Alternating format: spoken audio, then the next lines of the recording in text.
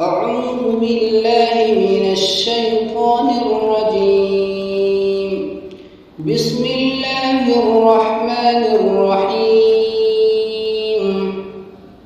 يا أيها الذين آمنوا كتب عليكم الصيام كما كتب على الذين من قبلكم لعلكم تتقون